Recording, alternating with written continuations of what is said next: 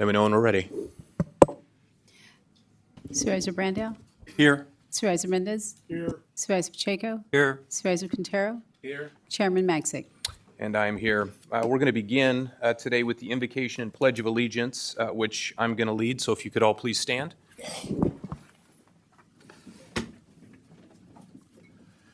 Dear Lord, we thank you that we can gather here today to talk about the county budget. I pray right now that you just fill the Board of Supervisors with wisdom and guidance, humility, lead our decisions. I thank you for this beautiful place that we get to call home in Fresno County, a place that has abundant agriculture, amazing people, and beautiful places. Again, thank you that we can gather in a county which is free. In Jesus' name, amen.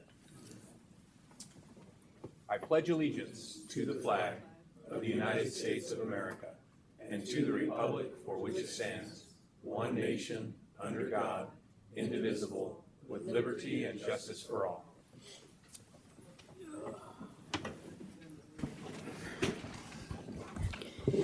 At this time, we will open public hearings on fiscal year 24-25 recommended budgets. Mr. Chairman, members of the board, before I hand it over to your CAO, Nerlin, to represent the fiscal year 24-25 recommended budgets, we have one announcement.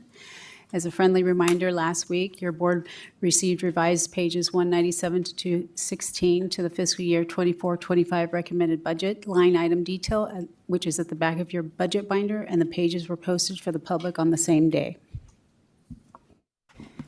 We now move on to item number 1, County Administrative Office presentation of the fiscal year 24-25 recommended budgets. All right, Paul, the floor is yours if you want to open this up. Good morning, Chairman, members of the board. Paul Nerland, your County Administrative Officer. It's a pleasure to be here this morning. I want to thank members of the public, staff who are here this morning as we discuss this next year's budget. As we talk about the process, I want to begin by just reminding us why we are here. And we'll see if we can get our slides moving here first. So we may have our tech issue number 1. So.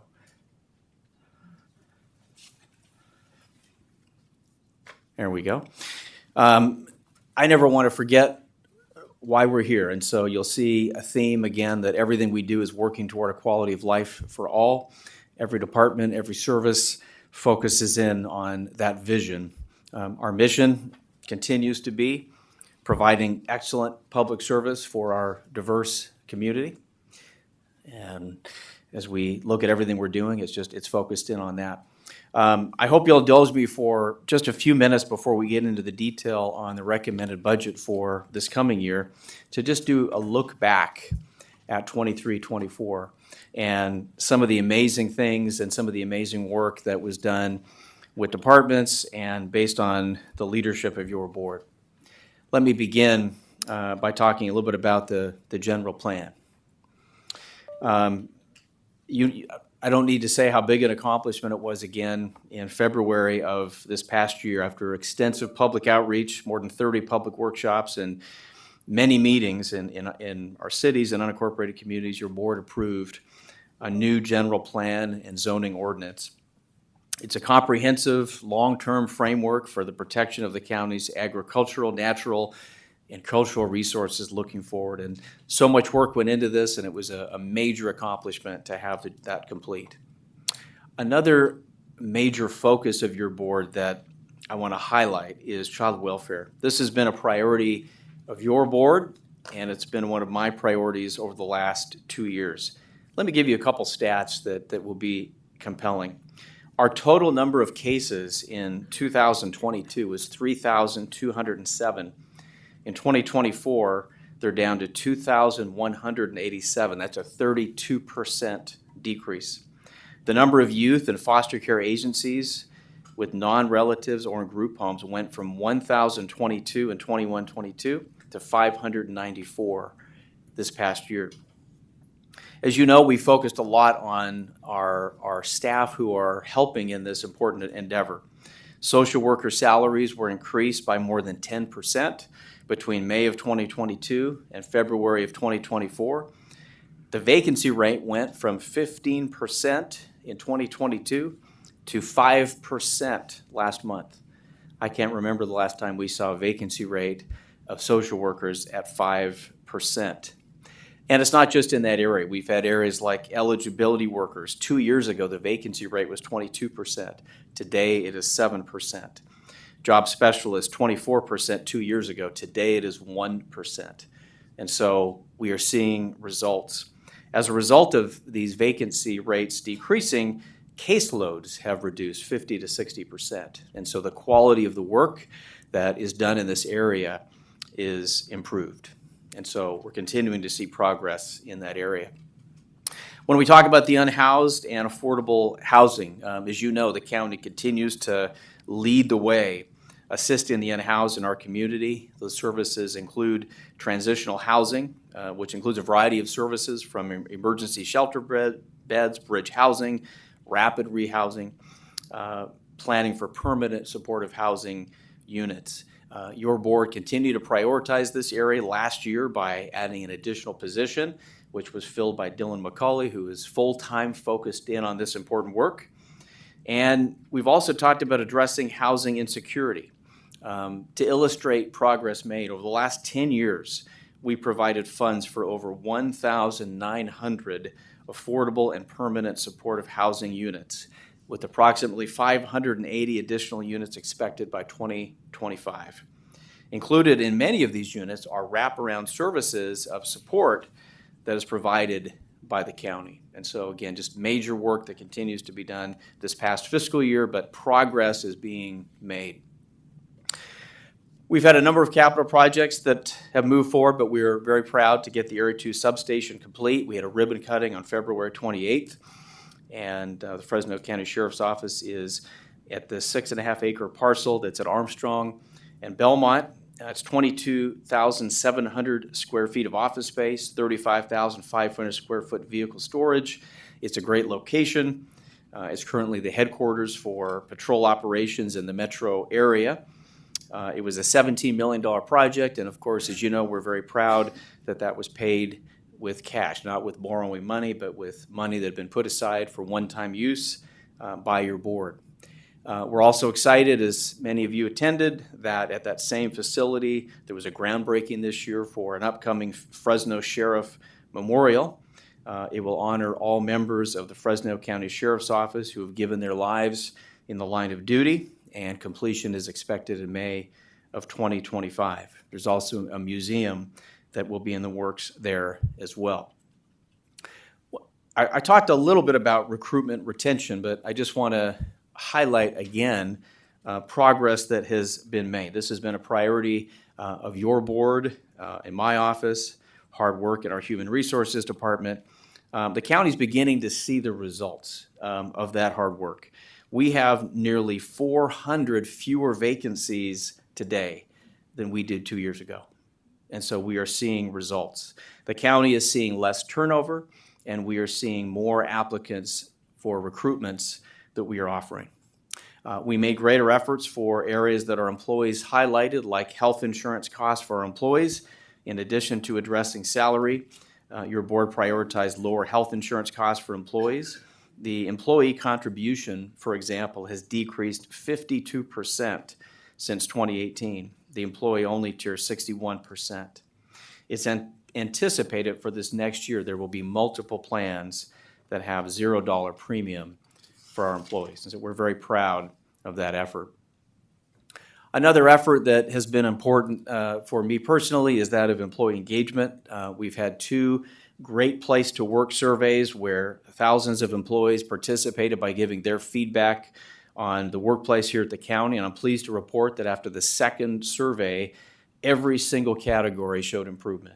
And although we'd love to continue to see more improvement, we saw improvement from employees responding to that survey. I've had the opportunity to engage directly with employees in Coffee with the CAO events, and the honest feedback that I receive in those events has really helped to make the county a better place. And we have more work to do in that effort, but we're proud of what we have achieved so far. And finally, I just want to focus on another effort that your board approved this past year, and that was the addition of a position that is focused specifically on our communication team on a Spanish-speaking outreach. And so as we continue to be committed to telling our story, We're also focused on our Spanish-speaking community, and so you'll notice that as we've hired Gustavo in that position, we have social media posts and many other things that are focused specifically on our Spanish-speaking community. We have received double the coverage in our Spanish-speaking media, and we've had significant county presence at some of these community-based events. The hardest part about looking back over 22-23 is there's so much more that I could say, but it's been a very successful year and 2 years if I look back at things that your board has accomplished. I want to mention again that this is the third year that we've included an annual report for the public and for your board.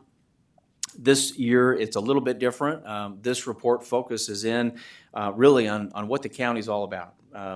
As I indicated in the letter at the beginning, my kids still ask me, Dad, what does the county do? And how do you begin to answer that question when you see the diversity of services that we offer? And so as we look at that, I would encourage all of our employees not just to read through it, but use this as a tool as you're talking to others who may be interested in working for the county, but also to better understand the amazing work that takes place here at the County of Fresno. This will be published again in a magazine format, and we're very proud of all the hard work that went into this in the annual report. Moving on now to the reason that we're here. As we talk about the recommended budget for 24-25, we're here today, but as you know, this process really began in January of this year. We've been planning for this for months and months. It's a very robust process, and I want to thank our department heads and our budget leads in every department for all the work that they put in. Probably a more difficult year this year with some of the decisions that we had to make in recommending this budget. As we talk again about just the guiding principles that we follow and that will continue to be there, when we talk about budgeting realistic revenue estimates, not that we're going to contrast with other government agencies, but we are. You're not going to see any gimmicks in these budgets. You're not going to see things you're going to see realistic revenue estimates, conservative revenue estimates. We typically try to estimate below what we think is actually going to happen. It's tighter this year than it's been in years past, but we continue to do that.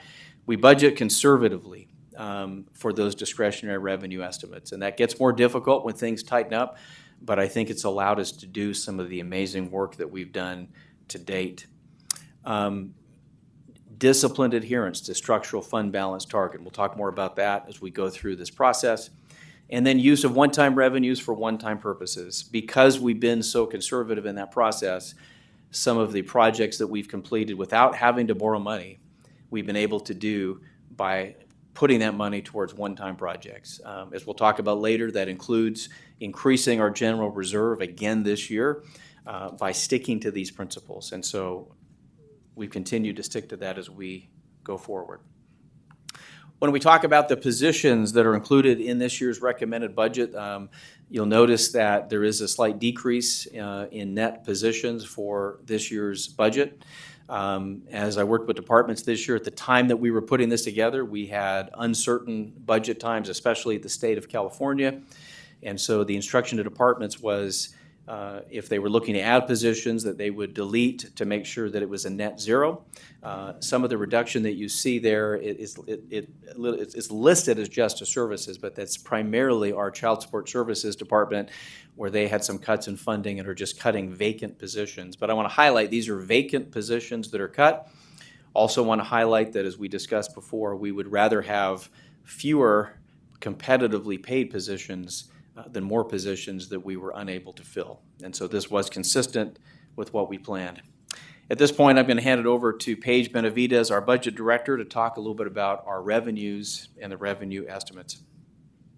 Good morning, Board. Paige Benavides, County Administrative Office. Before we address the total budget and each fund type, I'd like to begin this year's hearings by discussing the county's county-wide or discretionary budgeted revenues for fiscal year 24-25.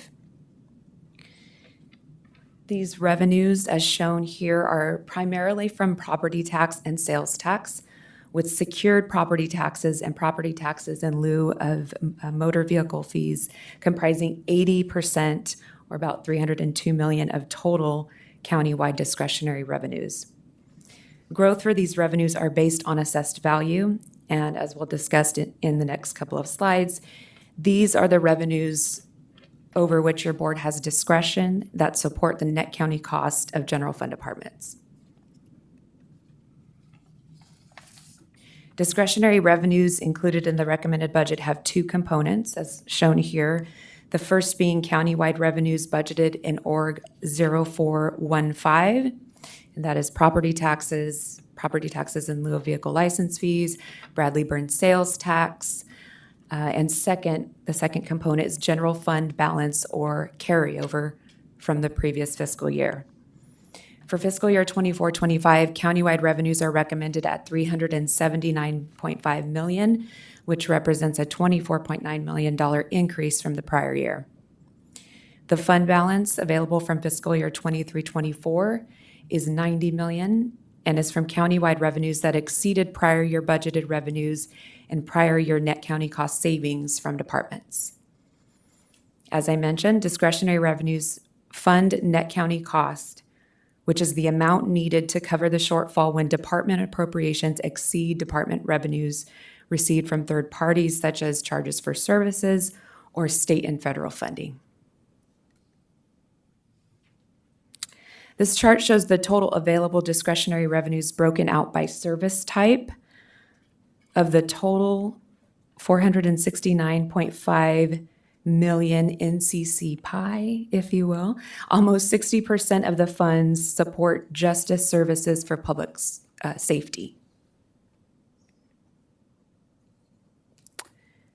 The 24-25 preliminary net assessment roll increased approximately $5.7 billion or 5.4% over the prior year's roll value.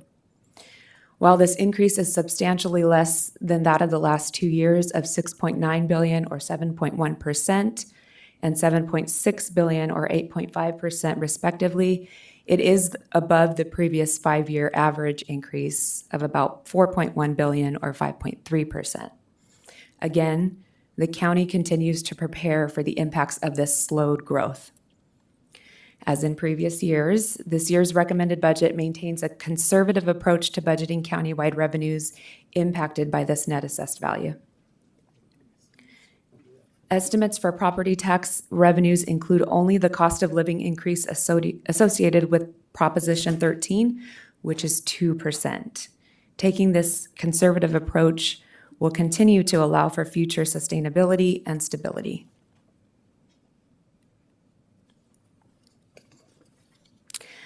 Another significant revenue source that is not considered discretionary for countywide use, but funds a substantial portion for the public safety departments in the general fund is Proposition 172, or the half-cent sales tax for local public safety revenues.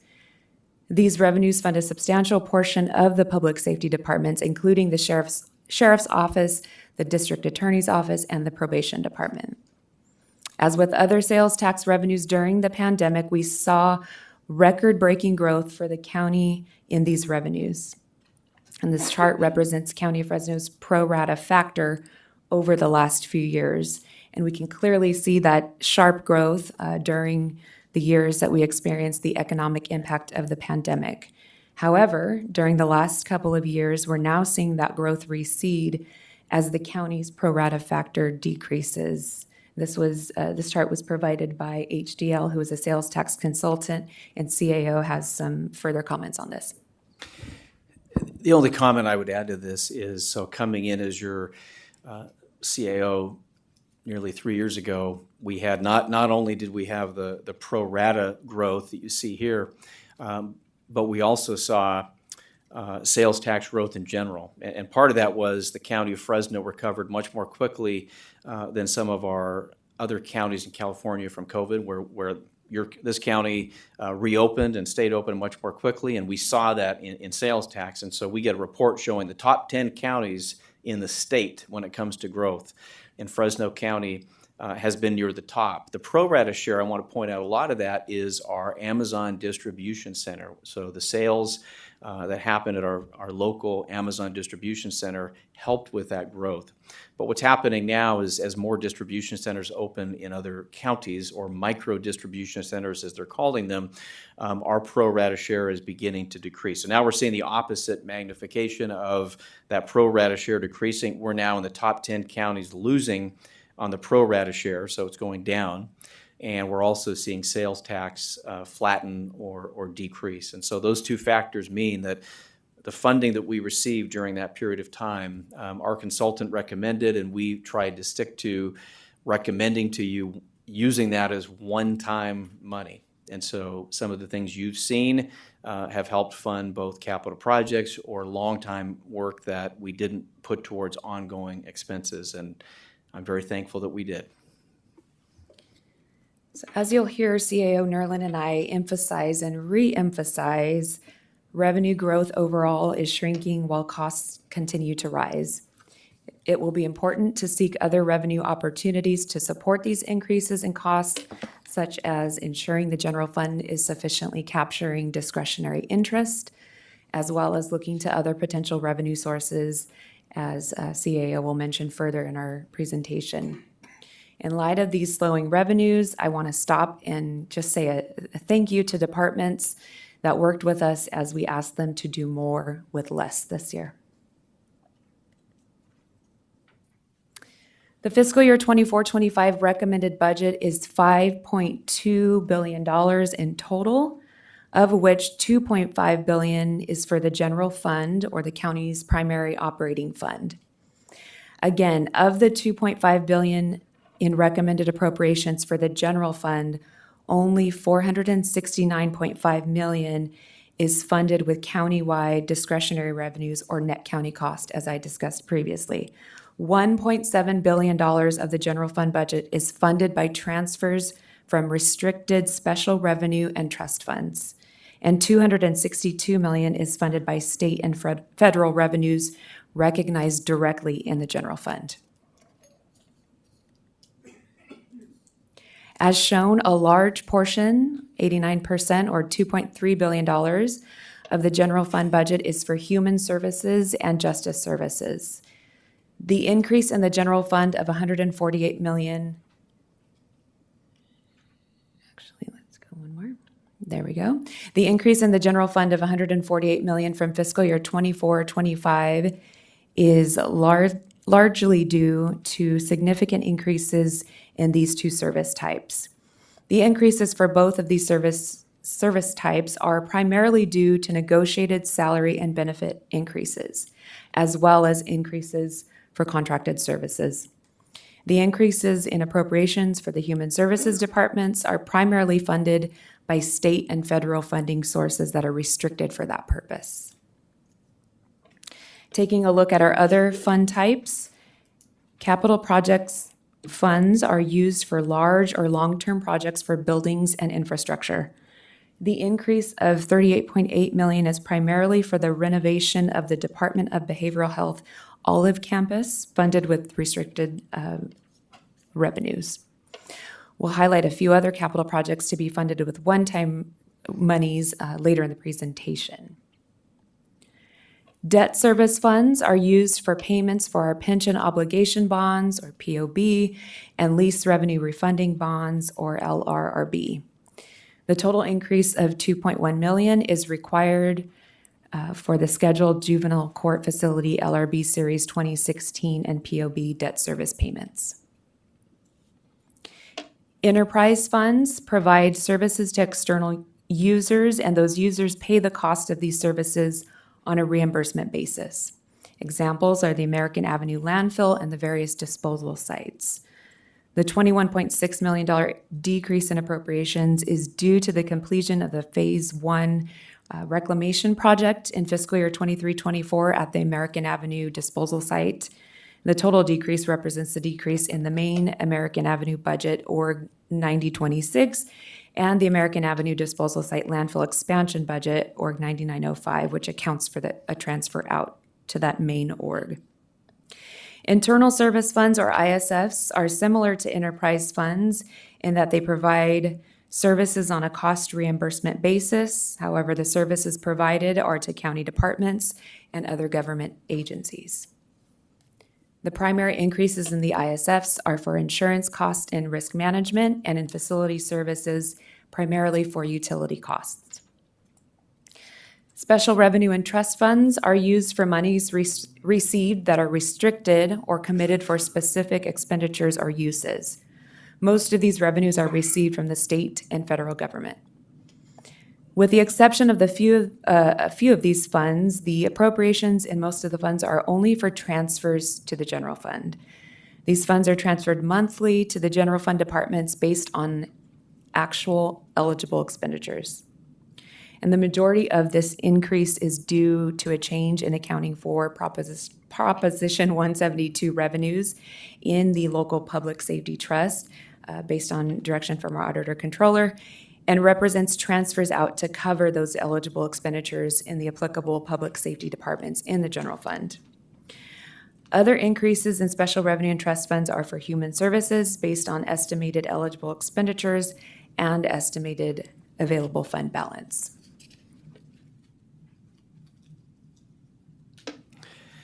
So this is a massive budget that there's so much detail, so we're just going to mention a few things that we think are of interest in this year's budget. I know we've talked a lot about the conservative discretionary revenue estimates, and the only reason I mention it one more time is it was harder this year. And so it's tempting when things are tighter to not follow those discretionary revenue estimates that are conservative. But I'm thankful we were able to.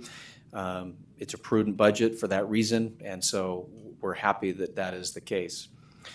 General reserves is something that we're also very proud of, to recommend increasing it by another $10 million, bringing it to a total of $90 million, which Paige will talk about more in just a moment. But to put it in perspective, over the last 10 years, since in 14-15, the general reserve was about $16 million. Pending the approval of this budget, it would be $90 million. So that's $36 million over the last 5 years, $73 million over the last 10 years that has gone towards that general reserve. And so as your CAO, I just want to give credit to your board's leadership in doing this. Now, our goal ultimately is, as much as we're proud of that, is to get to 1/12 of discretionary expenses. So we still have a ways to go, but we've made a tremendous progress towards it. The budget mitigation amount, $31.2 million. This is a funding source that is easier to access if needed, and so funding the issues that we don't expect, which we often have during the year, it gives some flexibility to your board and our office to fund those expenses. The salary and benefit increases, again, that's a big theme in this year's budget. If you look at the detail of most budgets, you'll notice that is the majority of the increases that you see. Some of that is funding an increase that took place last year that we didn't budget, that we put in this year. Many of our employees received 5% last year and 3% this year, and an additional 6th step, which has helped with longevity and maintaining employees here. For the first time in over 20 years, our senior management employees now have a step system for both performance and longevity. We're very proud to have that. We saw an increase in our retirement rates as well, and our health insurance contribution, which again has been a commitment of your board and I think is helping with our employees as well. When we talk about other operating costs that continue to rise, there's so many examples of that, but I'll just give you a few. Utilities is one that as we go home and open our bills, we are personally dealing with that, but the county is no different. We're seeing an increase this year of about 49%, about $8.8 million. We're also seeing costs in areas that are a hardening insurance market. So we pay for excess insurance, and that went up about $5.5 million, or about 30%. And so that is another area that we're seeing increased costs. Our single biggest contract for the county of Fresno is that for jail medical services, and as we're finalizing that contract, the cost for that in next year could range from $38 to $41 million, which is just continuing to rise at a massive scale.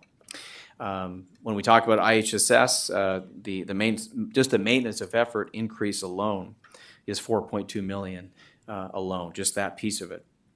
And we've got deferred maintenance costs in our buildings, which we're continuing to try to catch up on and put money aside for. So there's a lot of rising operating costs at the same time that we see slowed revenue growth. Some of your board members have pointed out to me that we also have areas of service where we have residents who are asking for services or needing services where we traditionally haven't offered them. And so as we look at those opportunities, we're also looking at other opportunities for revenue. And so we'll be coming back to your board to look at some of those.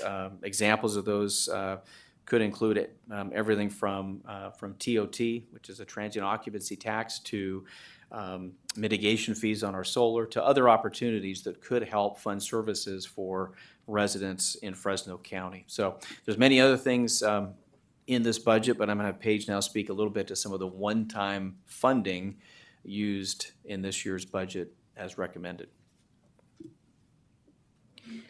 As Paul mentioned, the recommended budget includes fund balance usage for budget mitigation of $31.2 million, as well as adding $10 million to general reserves. The county's goal is to reach a total fund balance in the general fund reserve of no less than 1 month of annual operating expenditures. Over the last few years, as Paul mentioned, we've been able to inch closer to that goal. And as shown with the $10 million recommended to be added in this budget, the general reserve would be increased to $90 million, which is still well below the overall general reserve target. Other one-time funding includes $6.2 million for Fresno County Fire Protection Services, as well as $2 million to be set aside for the replacement of a county-wide financial or ERP system. The recommended budget includes one-time funding for various capital projects, a few of which are highlighted here. Additional funding is recommended for the board CAO Hall of Records project, as well as a new downtown parking structure, which were both included in last year's budget.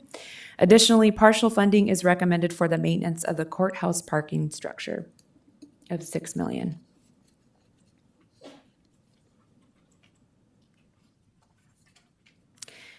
In conclusion, thank you, board, for your consideration of this recommended budget. I'd also like to take the time to say thank you to all of our department heads and their budget and fiscal staff who worked diligently with our office on this recommended budget. I want to say a special thank you to the Auditor, Controller, Treasurer, Tax Collector Oscar Garcia for allowing Jocelyn Cruz to be temporarily assigned to the budget process with our team. She was a tremendous help, and we're glad that she's joined the team permanently. Special thank you to also mentioned Ron Alexander, Senior Administrative Analyst, for his assistance over the last few weeks of wrapping up this budget process. And to all other CAO staff, thank you for the many hours that were dedicated to this budget process.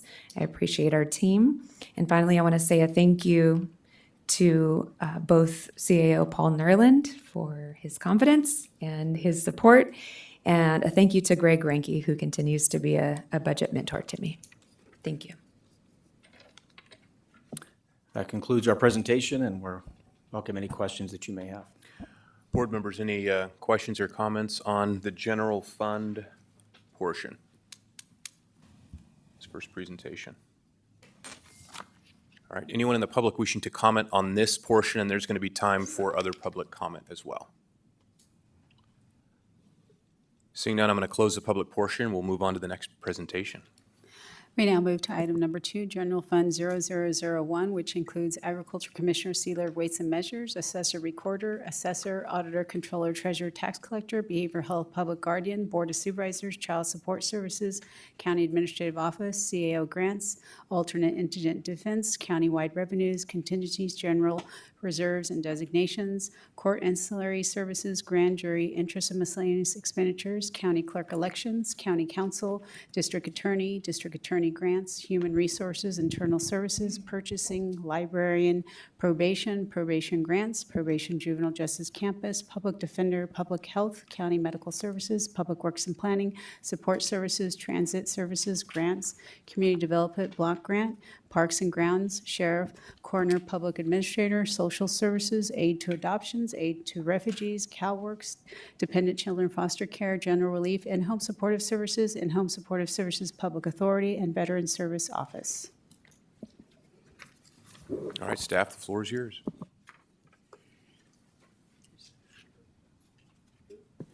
All right, then with that, anyone in the public wishing to comment on this section?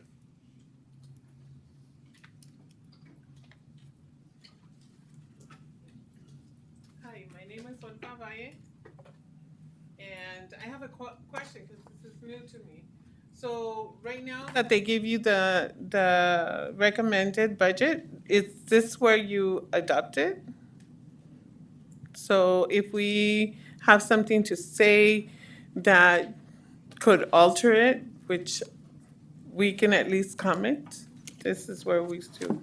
Well, my comment is regarding the IHSS. We work very hard, and we also, it isn't given to us. We're not receiving welfare or anything free. We work beyond our time and our hours. And so I do recommend that you look it over and please adjust what we have been asking for. And since this is the time where you adopt the IHSS, this would be probably even before that you should be considering it. But I'm very disappointed that you haven't acted before to the IHSS. And I just want to make sure that the comment is made. And I hope that you reconsider. And thank you.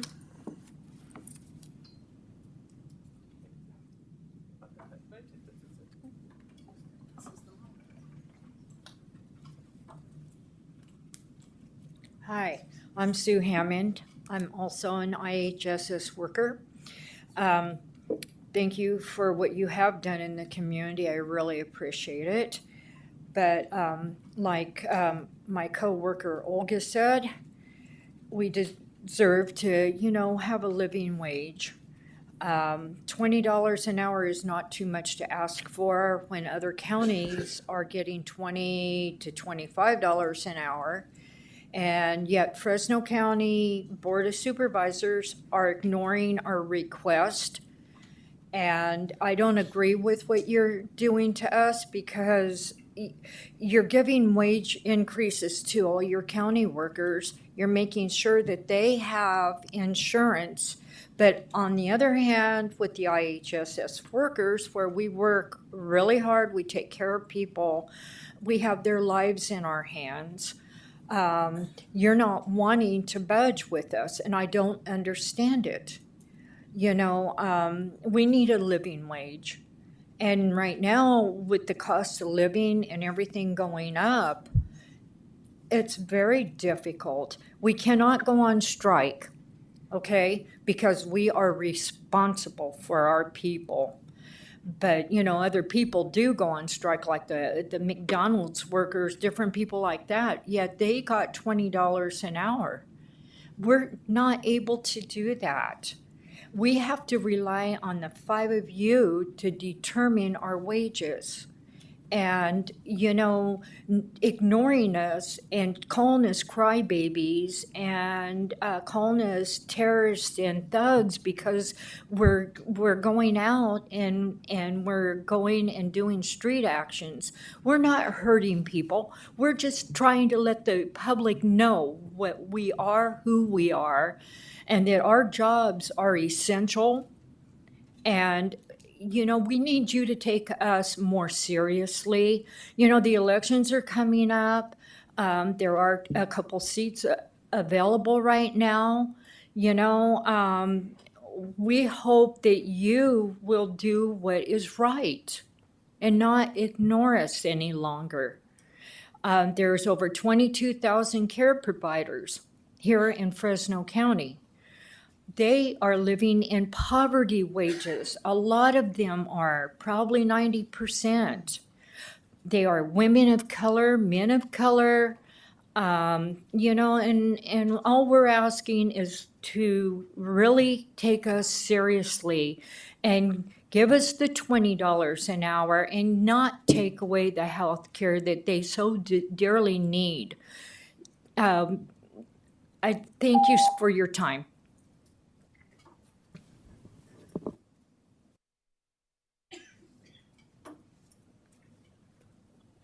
Hello, good morning to the Fresno County Board of Supervisors, as well as our CAO, Mr. Nerland. My name is Cheryl, and I was a provider 5 or 6 years ago. And when I went to the supermarket, it was stressful to shop for groceries. I am no longer a provider. I am now a recipient, and I'm here to tell you that what my caregivers do for me is a labor of love, an absolute labor of love. And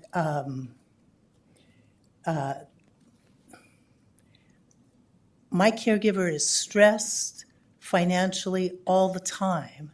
She sets that aside when she comes in the door of my apartment and works for me and takes care of me, and my needs come first. My needs are first. And it sounds like, I've never been to a budget meeting before, but it sounds like the last 2 years were full of a lot of creativity, a lot of good budget consolidation, very open and creative stuff.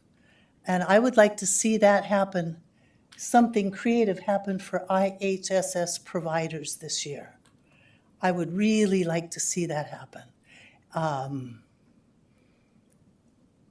They deserve it. They deserve it. I have been around when I've seen providers come in tears, not having enough money to pay their rent. I have seen that happen at the union. And, you know, a living wage is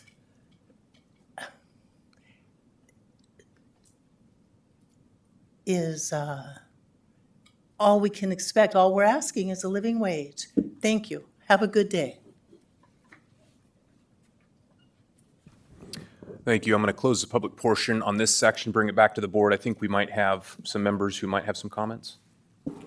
Yeah, thank you, Mr. Chairman. And I'd like to call up our sheriff for a moment. And while he's making his way up here, I wanted to say to our friends from IHSS, appreciate everything that you do for the citizens in Fresno County, for sure. At our last board meeting, we had a special presentation about IHSS and our involvement and things that are moving forward, but I didn't see anybody here from your membership at that time. I thought that was unusual. And then also would like to add that I have never one time heard anybody refer to you guys as terrorists or thugs or anything like that. So I'm not sure that's even happening. But Sheriff, thank you for coming up today. I believe I've got the right section to ask you a couple of things about some thoughts that you and I have been talking about. But while you're up here, you certainly have the freedom to talk about other issues as well. But this is really for the public and my board colleagues. We've been involved since I've been a supervisor for 5 years in District 2 on Christmas Tree Lane. And that's a huge event. It's kind of a regional event. I hear from people all over the place. I remember growing up in Selma, we would come up to Christmas Tree Lane. And so I do know that it extends well beyond the confines of the city of Fresno. And last year, they came into a crisis moment where they had no money to keep the 2 walk nights open. And those are the most important of the 2 nights. Those are the nights where families walk down comfortably without traffic on Van Ness and are able to enjoy Christmas Tree Lane. So last year, in an emergency, and the sheriff met with me and Paul Nerlin as well. With 48 hours to go, they had no money, and the sheriff was relatively new to the position in his job, and so I paid for those 2 walk nights out of my district funds. But since that moment, the sheriff and I have had a chance to sit down and talk with the members of the community and each other, more importantly, and we've come up with a concept that I would love to see included in this year's budget. And it's not really that I'm going to make a motion to include it, but maybe give direction to staff to come back and make an adjustment to the sheriff's budget before November, before the dates of the walk. And it runs something like this. We estimate that it'll cost $15,000 to hold those 2 walk nights. And the cost is in the sheriff's department and the overtime required to get his deputies out there helping the community. And so I'd like to, and this is what we've come up with, I'd like to bounce it off of you for your approval, and that is to split the cost with the sheriff's department and my district budget. We estimate that it might take $15,000 this year to keep those 2 walk nights open, and I'd like to split the cost of that with the sheriff's department and give direction to staff to come back no later than November to make that adjustment to the sheriff's budget, because it was not included in the budget that we've talked about this morning. And so, Sheriff, if you'd like to make a few comments. Well, thank you, Supervisor Brandow. Last year, we spent between $12,000 and $13,000 to provide security and safety for the 2 walk nights. That was my first year as sheriff. In previous years, I think we had spent considerably more, but we planned ahead. We got out ahead of it, and we flexed our schedules of our employees that are involved in this, such as Magic, our Area 2 property detectives. Obviously, we have our great uniformed field reserves that go out who basically work for free. And we were able to significantly reduce the cost, I believe, from what it was in 2022. This is an important event. This event attracts people from throughout the city of Fresno, throughout our communities. I've seen people, that come from Firebaugh, Kerman, people that come from South Valley, people that come from up in the mountains, because Christmas Tree Lane is historic. It's something that's been going on for 100 years. The walk nights, probably for the last decade or so, maybe a little bit longer than that. But I do believe this is a community event. We want to do our part to try to make sure that the event is safe. And I think we've seen across the country at different events, different festivals, you have to have the streets blocked off. You have to have the proper personnel out there, because we have a lot of side streets in Old Fig Garden. We have, for lack of a better term, there's not a lot of lighting over there. You could have an intentional act. You could have obviously an accident where somebody's elderly, or maybe somebody's had too much to drink or just not paying attention. And, if they were to drive through one of those intersections, it would be, catastrophic, and it would be terrible and tragic. So having the correct amount of personnel out there and make sure we plan appropriately for this event to make sure that it goes off, it's safe and it's secure, and it becomes a fun night for everyone. There is an expectation. Last year I attended the Fig Garden Homeowners Association meeting, and some people threw out comparisons to what the city of Clovis does and some other local municipalities for large events. Unfortunately, I had already spoken, so I had to explain to them afterwards that this isn't an event that really draws a lot of tax revenue for the county, but it is something that we felt was important to make sure that it's safe and that the residents of Fig Garden can have these 2 walk nights. All right, so that is my ask today. Again, not to actually adjust this budget, but to give direction to Paul and his team to come back before November or by November to find a way of moving $7,500 into the sheriff's budget so that he can help pay for the overtime for some of those deputies. I don't have a problem with that, especially since you're splitting it with your limited budget. So I think that's prudent. And again, it'd be an item you'd bring back. Any board members have an issue with something coming back at a later date? No. All right, perfect. Thank you, Sheriff. Thank you. And to Paige, I have a couple questions. So I know the presentation that was done last week on IHSS, one of the things we looked at is the current fiscal year, which we're wrapping up, 23-24 budget. I think there was about $730 million in all that went into IHSS. Our maintenance of effort, I think, was right around $54 million. And This year's budget, the budget total revenues that are going to be flowing through IHSS is $860 million. So we're seeing $130 million increase. Hours, I think, were budgeted at 37 million hours or 36 million hours. This year, I believe they're going to 41 million hours. So the reason I want to throw that out there is significant, over $100 million increase in overall revenues that are going to flow through the IHSS program.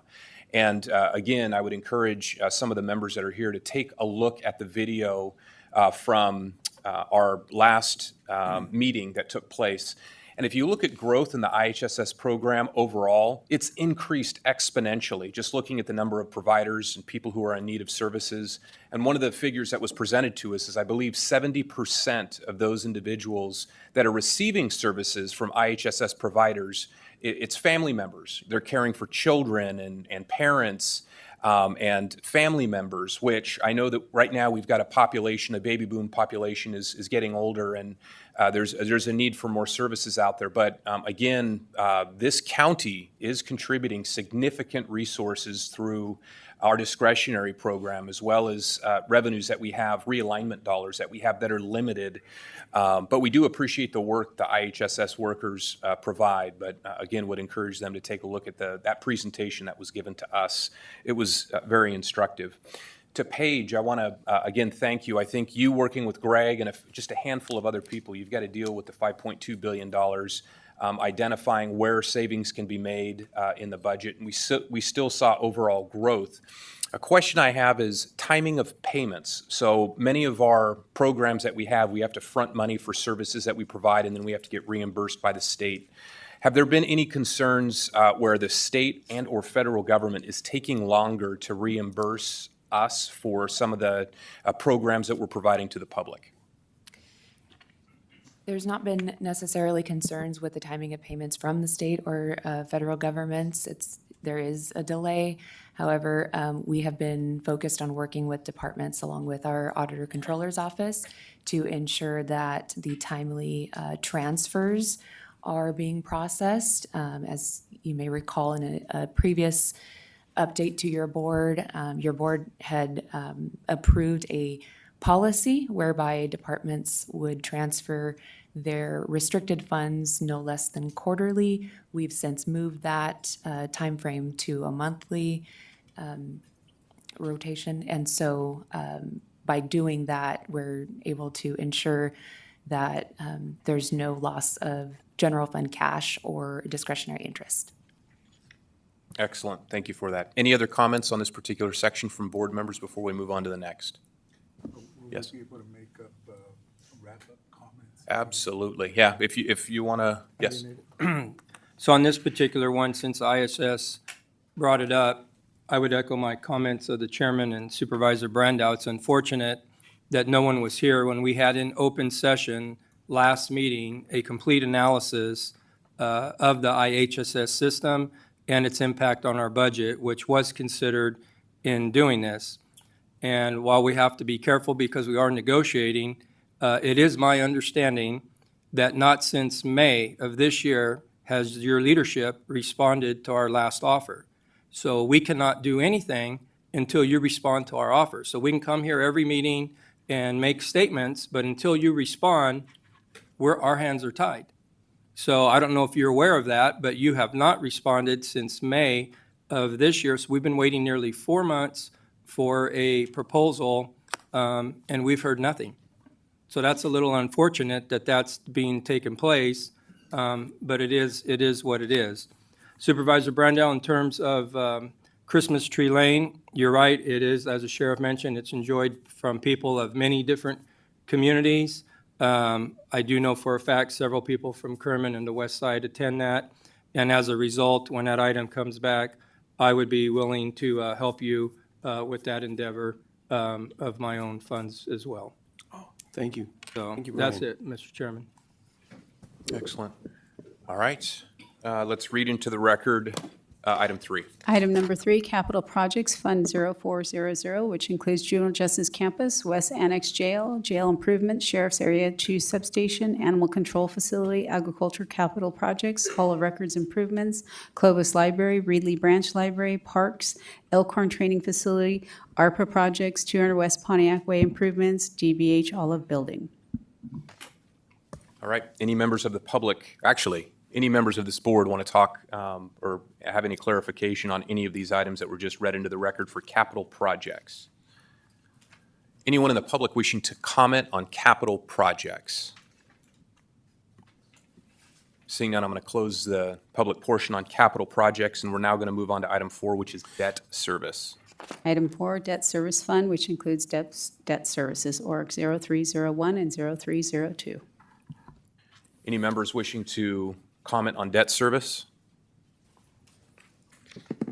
I've got just some general comments. So I know that our debt service is going up. The two main ones, of course, I think are lease revenue bonds and then also pension obligation bonds. I want to make very clear to the public, this board has not issued any new debt since we have sat in this position. And a lot of these increases are from the pension obligation bonds were issued, I think, in 1998 and then refinanced multiple times, I think all the way up until 2004 they were refinanced.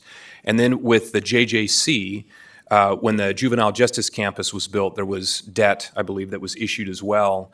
And all of that was done in the early 2000s. And so this board, all the way out until the 2030s, will be paying on this debt. This is important because sometimes you will have elected officials issue debt and pat themselves on the back for infrastructure projects, but then they leave boards decades into the future that have to deal with the cost. And you can see what the cost is. I think this year it's going to be $44 million just in debt service payments. So I really appreciate the prudence of our previous CAO, this CAO, this Board of Supervisors. We are having to handle this debt, and I think we're doing a very good job of it. One of the things that I can tell you our retirement board, what the retirement board is doing is we have lowered our assumed rate of return in an attempt to actually stabilize payments from this body because there was an opportunity for significant decreases in Fresno County contributions into the retirement system, but in doing that, it increases the potential for volatility in payments in the future. And so that board, working with the CAO, thought it would be prudent to lower the assumed rate of return, which they did. We're one of the most conservative counties in the state with an assumed rate of return at 6.5%. That further has helped stabilize contributions from this body. So a reoccurring theme from staff and this board is we want to be prudent as we move forward, making sure that we're able to deliver services and not do things in 1, 2, or 3 years that might look good, but then stress this county into the future. This board wants to make sure that we're sustainable into the future. So I just wanted to talk a little bit about that under the debt service category. Anyone in the public wishing to comment on debt service specifically may do so at this time. Seeing none, I'll close the public portion on item 4. Please read into the record item 5. Item 5, Internal Service Funds, which includes Human Resources, Fund 1060 Risk Management, Internal Services Department, Fleet Services, Information Technology Services, PeopleSoft Operations, Security Services, and Facility Services. Any board members wishing to comment on the internal service funds? One quick comment here. So important for our assessor recorder and our tax collector, treasurer, to work together and come together around a software system that's going to be beneficial for both of their functions, and they've got multiple functions. I think Oscar alone has 5 different titles, and of course our assessor recorder, Paul Dictos, has 2 major responsibilities. So very important to get systems that communicate well together and will take us into the future. So looking forward to what you're going to be bringing back to us. Yes. Not only does that have to be done, I mean, the systems that they're forced to use is very, very antiquated. Just a step above stone knives and bearskins. So some of the earliest, I think, computer programs that were ever developed, they're that old. All right. Anyone in the public wishing to comment on internal service funds, ISFs? Seeing none, we're going to move on to item 6. Item 6, enterprise funds, which includes Public Works and Planning, fund resources, disposable sites, orgs 9020, 9026, 9028, and 9905, Public Works and Planning Fund 0801, Special Districts Administration. Any board members wishing to comment on enterprise funds, Public Works and Planning? Any comments? All right, I'll comment here. Where I do have some concerns, generally speaking, is we have a number of CSAs in the county, and a lot of those CSAs are, I would call it, under stress a little bit. Just funds trying to keep up with, again, energy costs, upgrades to systems that need to take place. So just a general comment. It's something I'm paying close attention to. I'm open to opportunities to apply for grants. But do recognize how important it is for us to kind of keep up with our enterprise funds and making sure that we've got adequate reserves in there. And then two, looking at our landfill. As the landfill provides services to most of the, actually all the county residents, most of the cities in Fresno County. I think the city of Clovis has its own landfill and takes care of those services there. But just making sure out into the future, the next 40, 50, 60 years, that landfill is able to continue to operate. Want to make sure that we've got funds enough so we can continue to provide those services that are so needed by many of the cities and our county residents here. That's just a priority for me and this board. Yes, Sal. I'd like to make a comment and thank Public Works Department. It's for the district that I represent, a lot of those are county islands within the city of Fresno. And so it's pretty hard to respond sometimes to get something fixed or repaired because one side of the street's in the city, the other side's in the county. And I want to thank Public Works for the work that they do in calling the department that they need to work with at the city of Fresno to try and get things repaired. I'll tell you a little bit, like in Calwa, there's part of the neighborhood is in the city, the other part's in the county. So they've done a really good job, Public Works has, in trying to clear up some of the water in the older neighborhoods. Also, I'll tell you that earlier this year, Congressman Costa committed $3 million of infrastructure funds into the community of Calwa, and the Public Works Department stepped up and is providing additional funds to repair the streets, adding curbs, gutters, sidewalks to parts of those neighborhoods that never existed before that had those needs. So they've always been able to step up, even the alleys that we have in the neighborhoods, that they find the funding for it. Also, in particular, they helped kick off in starting to improve the services through our code enforcement, where we're able to get more neighborhoods cleaned up, properties that need a lot of cleaning up, particularly in the rural areas where they have a lot of the dumped trash on farmland that gets cleaned up. So they've really done a lot in our community to step up. So I wanted to acknowledge them and thank them for the work that they've done. Mr. Chairman, Thank you, sir. Yes, Steve. I'd like to agree with Supervisor Quintero's comments on those efforts and also agree with him on thanking Public Works and Planning. And as a matter of fact, Steve, if you have a moment, I'd love to ask you a question. I'm not going to put you on the spot. This is my question is about disposal sites. It's also underneath the enterprise funds.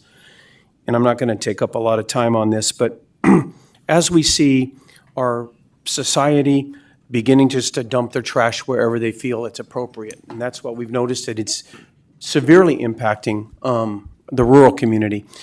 In this concept of disposal sites, is there any new things that the county is contemplating on increasing? I know we just did a massive, brand-new building for disposal sites. We're hoping to capture people in the city of Fresno that want to dispose of their trash and capture that before it ends up out in our community. And it does happen in county islands, I know it happens. We've spent a lot of time and money recently talking about the rural component. But in this thing about disposal sites, and I don't even need to know if it's included in this budget, but moving forward, is there anything that we can do in that space?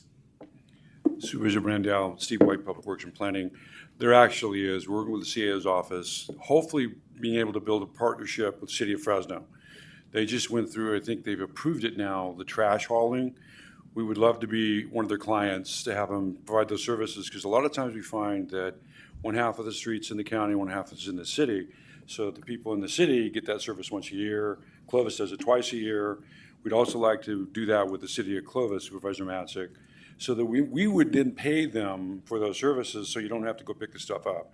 We're looking at transfer sites. We're looking at a bunch of different options. I think we pioneered a product with Supervisor Pacheco of a local community, I think it was Mendota, where they actually, you bring us your trash, we'll cover the tipping fee. And that's a global. If you bring us your trash, as long as it's been approved by the board member, then we'll pay your fee. The challenge we're having right now, we work with the CEO's office, in particular, Amina, with respect to the cleanups, with regard to the homeless and the like. We're just bleeding money. That there's got to be a better way. We're looking at other agencies trying to find that better way. But when people drive right outside the city of Fresno and dump on the west side, we have a hotspot map. So we're looking for any options that are out there. And right now, we unfortunately haven't found any. We partnered with Caltrans. That didn't work out.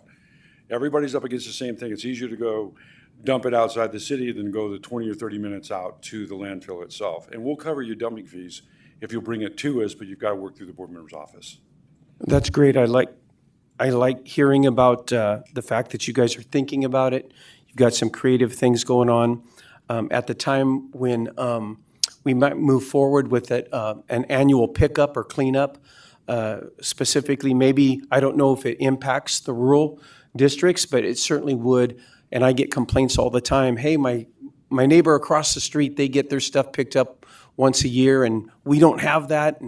And so maybe, I don't know if it's just an urban component, but I'd be very supportive of that. But all right, thanks for bringing me up to speed on. It's universal. We've worked with Supervisor Matzik's office and dropped bins up in District 5, and the population up the hill put their material in there. The challenge you have is you can't leave a bin unescorted, because they will put stuff in there you don't want to have to put in there. But there's options. If you want to direct us to go work with the CO's office, we can do that, come back, work with the City of Fresno. We were waiting till the rate increase went through, and hopefully we can get that partnership going. That will have the biggest impact on us at all. Most of our trash being picked up is over on the west side. And it doesn't go all the way out to the rural areas. We do have those occasions, but our roads department, Julie Watts in particular, has done a phenomenal job of getting the contractors out there and get the stuff picked up. But we're just keep spending money and money and money and money. Thanks for the update. Yes, I'm just buddy. gonna jump on that deal, been around, because I served on a special district that did, trash pickup was one of the things that they did. And we need to look at mandatory trash pickup in the rural areas, because it's not mandatory now. And that's a little bit of the problem. And in some unincorporated communities, there's not mandatory pickup. Because there's some, believe it or not, unincorporated communities that the trash pickup is probably less than 75% of the people there. So that compounds this whole problem. Now, talking about special pickups, for free, where there is in places, and I'll use Riverdale as an example, there's a mandatory, you have to pay for trash pickup if, with your water and sewer. That Mid-Valley Disposal actually does 2 community cleanups a year, but you have to take it to them right there in a spot in Riverdale. And they use the rodeo grounds, it's real easy to get to. But that's because they're willing to do it, because it's a mandatory pickup, and the utility district in Riverdale actually does the billing, so they only have to bill one account. And that's the utility district. So they're very willing to do it on a case like that. We need to look at that example. And another thing we talked about CSAs. You know, since me and Brian have been here, we have not allowed another CSA and have always encouraged CSDs, which are districts that are actually owned by the people that live there. And that's always the better way, where it gets us out of the equation of managing a community services deal. Thank you, buddy. All right, let's move on to the next item. Item number 7, Special Revenue Trust Funds, which includes assessor, recorder, Org 1048, County Administrative Office, Local Revenue Fund 2011 alignment, Library Org 7511, Library Grants, Library Book, Library Capital Improvements, Public Health Emergency Medical Services, Public Works and Planning, Road Fund, Public Works and Planning Fund 0115, Fish and Game Propagation, Public Works and Planning Fund 012, Off-Highway License, Special Revenue Trust Funds with limited appropriations, and Special Revenue Trust Funds with no appropriations. Any board members wishing to comment on special revenue trust funds? Just a quick comment. I know in capital projects, one of the increases in capital projects was, I think, some of the library revenues from the library tax for the new Reedley Library, which Buddy is super excited about, and this whole board is too. And also the Clovis Library received additional funds for that library project. So we're very hopeful and excited to see that move forward. Anyone in the public wishing to comment on Item 7, Special Revenue Trust Funds? Seeing none, I'll close the public portion on Item 7, and we'll move on to Item 8. Item number 8, close fiscal year 24-25 budget hearings and adopt and authorize chairman to execute resolution adopting the final budget for the County of Fresno for fiscal year 24-25, which final budget includes all adjustments to appropriations, revenues, and obligated fund balances made to the recommended budget for the County of Fresno for fiscal year 24-25 during the budget hearing. Board members, this is going to be, well, we'll have one more opportunity to comment after I go out to the public and then bring it back. So any board members want to make comments now or wait until after we close the public portion on this item?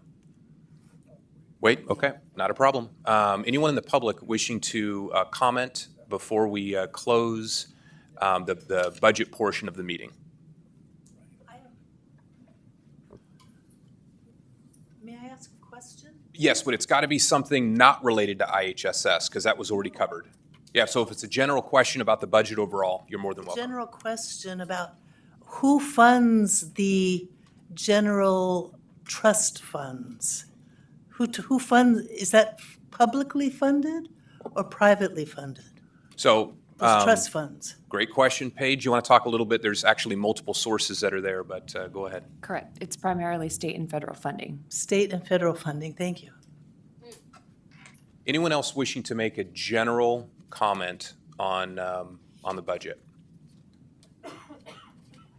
Hi, I'm Olga Valle, and my question in that, I know you have your budget already, but with so many students being homeschooled, I see that maybe the library needs to be open to more, but maybe in the future consider it.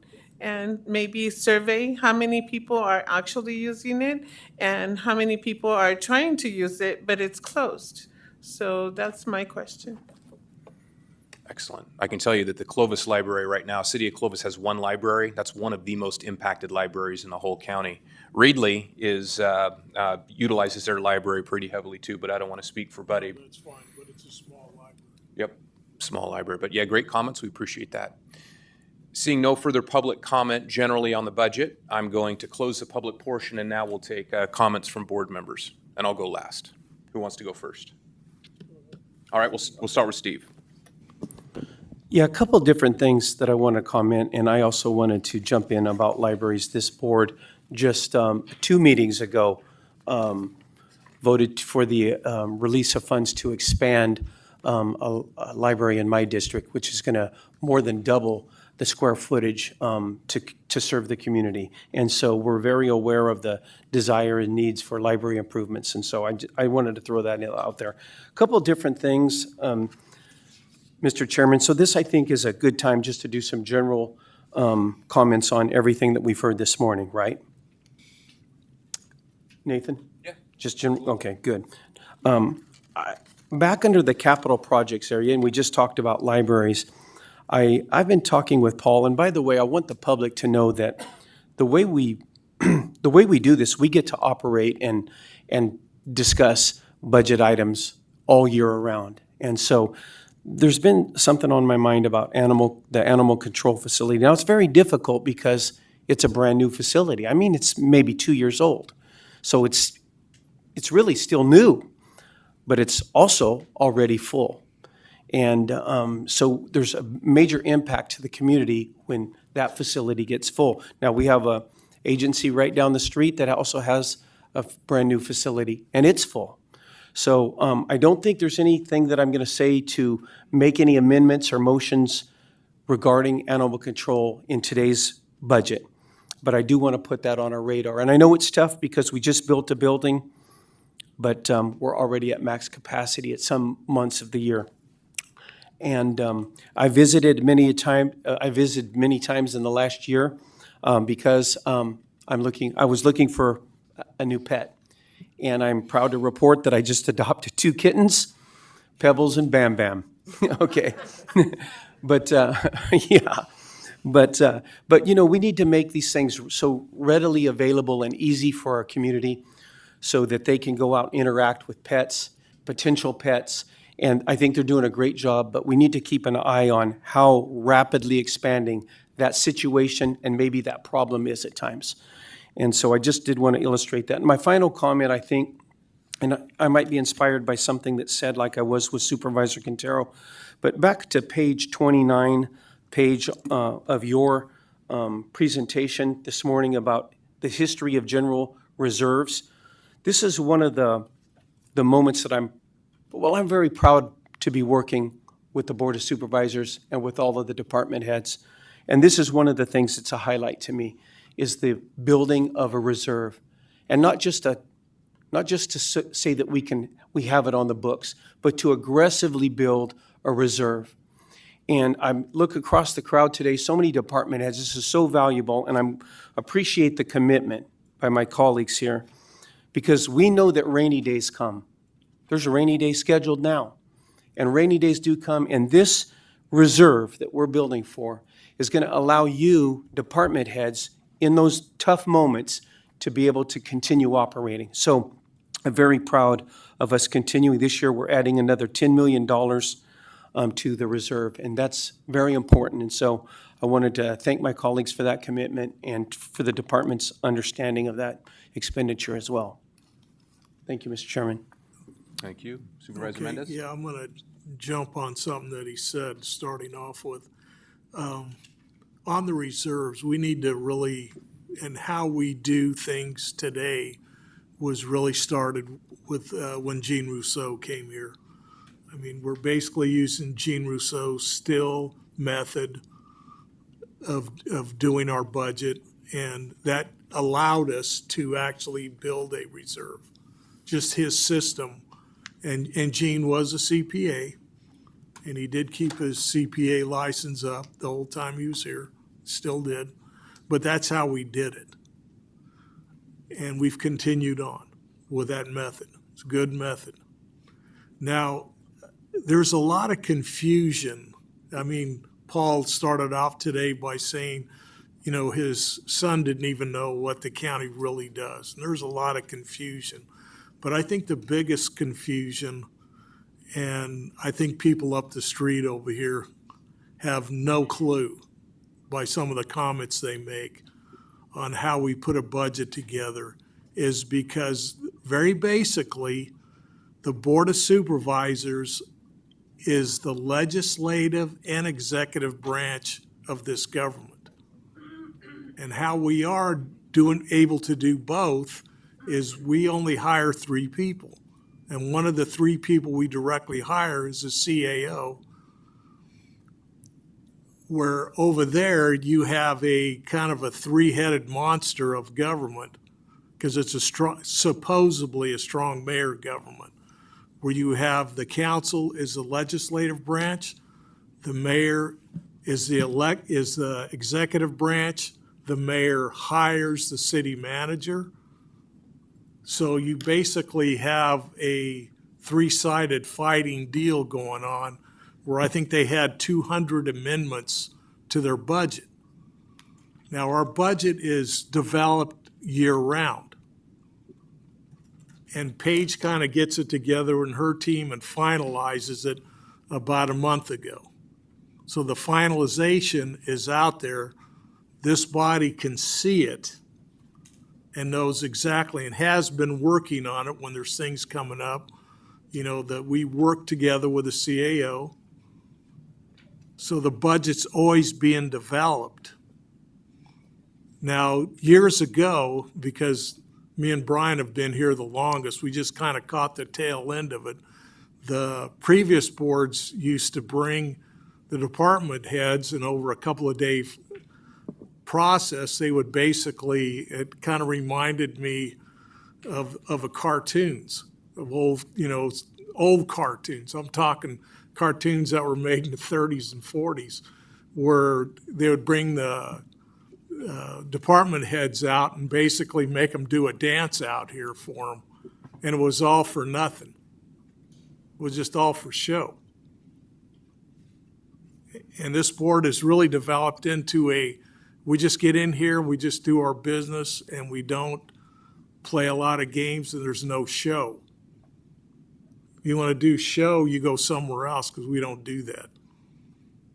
So anyway, that's what I wanted to explain, how we can get a budget done in one day where, a lot of jurisdictions take a long time. And then there's some counties that there's splits on the board where the CAO is being hired, but half the board doesn't like him.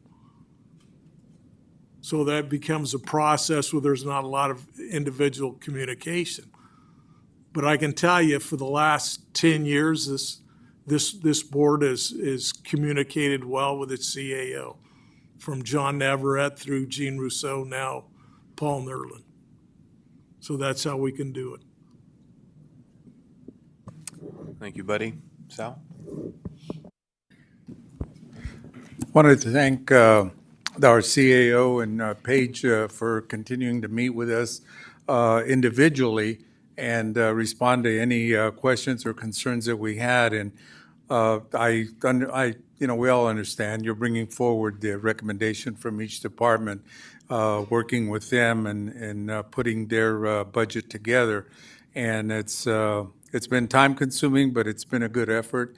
And I really feel that in checking or calling some of the department heads, which I normally do every year around budget time, when that comes around, I think it's everybody understands that it's going to be the best that it can at this time to fulfill our needs. A few years back, who would have predicted the pandemic that was here? And if we didn't have some of those reserves to continue it through, we would have been in dire straits.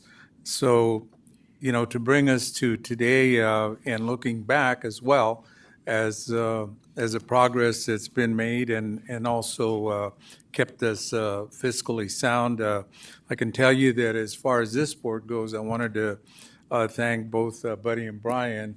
You folks have been here the longest, not by age, but just in terms of service, but have been able to share that history with us and to the importance of keeping our reserves and continuing to build them up.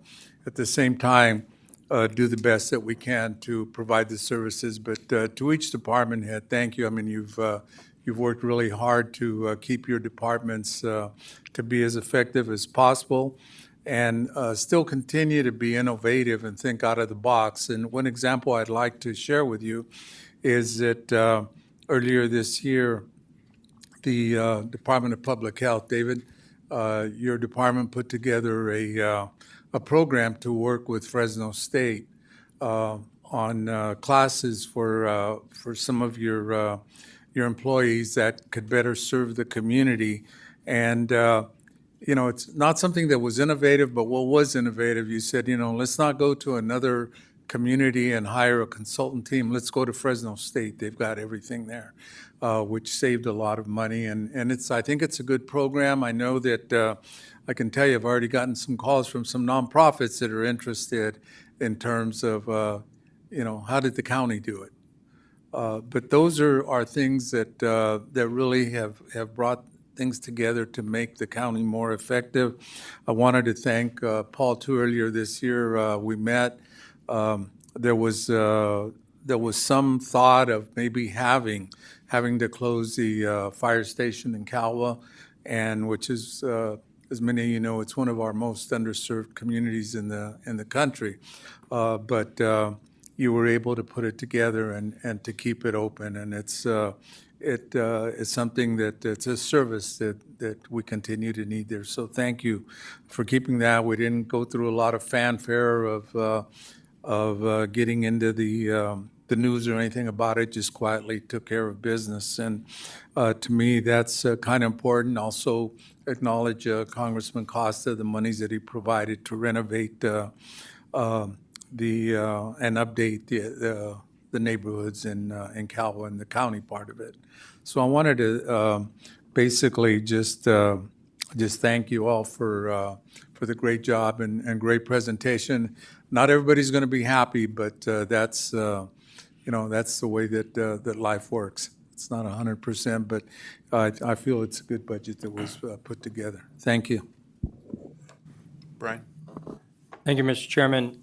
I too would just like to thank staff, not only Paul and Paige, but all the people that work behind the scenes that don't get the credit coming forward today and present their aspect of it. And as stated by my colleagues, our budget's not developed in a week. We don't have to take hours and hours to go over it because it's developed all year long, as Buddy said. And it's very, very accurate. And when things come up, we have the ability as a board to make those changes as needed. I do want to appreciate Paige and Paul for meeting with me last week, and we thoroughly go over the budget and go over the items that are important that I believe for District 1, which were the public safety, roads, and illegal dumping. And as mentioned earlier, when illegal dumping got out of control last year, we had the ability to allocate another $500,000 to get that picked up. And we could allocate another $1 million, and it still won't be enough because people will simply go outside the city limits of Fresno, and the minute they hit the country, they dump their stuff because they don't want to spend the gas money to go to a dump, or we'll give them a certificate where they can even dump it for free. But that's the reality that we deal with, and we have to do that. Once again, since Buddy and I have been here for nearly 10 years, the budget is balanced. And as Sal said, there's not much complaining. We're always going to have some complaining, but it's hard when your budget is balanced and every department maintains their level or gets an increase. And even our beloved assessor got an increase. So when we do that, we know we're at a surplus budget and things are good. So again, Paige, I want to thank you for all that you did and for all the people behind the scenes that don't get the credit. Thank you, Mr. Chairman. I want to compliment all my colleagues. Again, here at the Board of Supervisors, we work well together. We don't always agree. Philosophically, we see the world a little bit differently, and that's okay. That's what makes good government. But really appreciate how we work together as a team, and publicly we can disagree, and we can do that in a constructive way. So I really appreciate that. A couple things I want to highlight. Our credit rating is critical here at the county, and so by increasing reserves, it gives us a better credit rating. And the more prudent we are with that, and we've got a long ways to go to continue to increase reserves, the better and better credit rating we can receive. That will matter at some point in the future if we ever do need to issue new debt for construction projects. I'm one who is okay with debt as long as you're not overburdened with debt, and that debt is for infrastructure. So that's one thing I wanted to put out there. Also, too, when you look at the budget, I hear a lot of different people going, oh my gosh, the county's budget's going to be over $5 billion. You should allocate 10% of your budget for affordable housing. And I just shake my head. Because really, the only discretionary portion of our budget, and hopefully it's been clear to all of you today, is roughly $380 million. Even though NCC in our budget is identified at just a click under 470 million, that includes $90 million, which is carryover balance or fund balance. And that is basically like a reserve in and of itself. It's money that's needed to help balance the budget every year. But what we've budgeted as far as discretionary revenues coming in between property taxes, sales taxes, vehicle license fees, or property taxes we receive in lieu of VLF, is roughly just a little bit under $380 million. It's not a lot of money. That money that we receive, already what we do with it is we leverage it so we can make our budget $5.2 million. We leverage it with the Department of Behavioral Health, who does incredible work, and I think they're only receiving about $600,000 of NCC. But you've got other programs that receive tens of millions of dollars of NCC.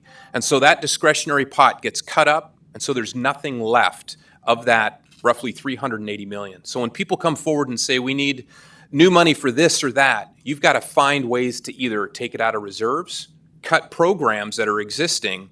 But $5.2 billion is a lot of money, but it's like a puzzle. When we pass the budget, it's a puzzle, and that discretionary revenue is critical. It's the hub of the wheel of the county. It allows us to leverage other dollars from the state and federal government. So I would invite anyone from the public, if you want to do a deeper dive into the budget, I'd be happy to sit down with you. Here is my budget book, which I received about 2.5 weeks ago, and I tear through it, mark different pages. I know all my colleagues up here do the exact same thing. I'm still learning. There's new funding sources that come up. Prop 1, which passed, is going to take, I think, mental health service money, where we used to receive that directly here at the county, and now you got to apply for funding at the state. I think it's going to affect us by maybe $7 million to the negative, roughly, that we would have received in the past. And so understanding how our budget works here is important. It's complicated, but that's why the public elects the 5 of us. And it's a pleasure working with all of you and working with our staff. So I just wanted to say thank you.